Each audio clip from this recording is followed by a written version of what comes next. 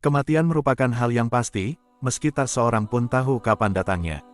Nabi Muhammad menyebut orang yang mempersiapkan dirinya untuk bekal kehidupan setelah mati sebagai orang cerdas.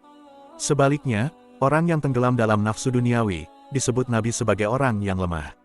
Berikut tips yang dapat kita lakukan dalam mempersiapkan diri menghadapi kematian. Pertama, mengerjakan amal-amal saleh. Allah memberikan 2 syarat bagi siapapun yang berharap bertemu dengannya di surga, yaitu beramal saleh dan meninggalkan kesyirikan. Dalam sebuah firman-Nya, Allah SWT menyatakan, barang siapa yang mengharapkan bertemu Tuhannya maka hendaklah melakukan amal solih dan janganlah menyekutukan ibadah terhadap Tuhannya dengan suatu apapun. Quran, Surah Al-Kahfi, ayat 110. Amal saleh yang dimaksud dalam ayat di atas adalah segala bentuk perbuatan baik yang steril dari riya, pamer, dan sesuai dengan tuntunan syariat. Menurut Syekh Mu'az, sebagaimana dikutip Al-Imam Al-Bagawi dalam tafsirnya, amal saleh adalah amal yang di dalamnya terdapat 4 hal, yakni ilmu, niat, kesabaran dan ikhlas. Syekh Sa'al Al-Tustari berkata, amal saleh adalah amal yang sunyi dari pamer dan diikat dengan tuntunan sunnah Nabi. Kedua, menjauhi perbuatan-perbuatan tercela.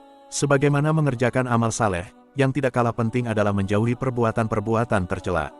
Yang dimaksud perbuatan tercela meliputi keharaman dan kemakruhan. Meninggalkan keharaman adalah wajib, sedangkan meninggalkan kemakruhan adalah sunnah.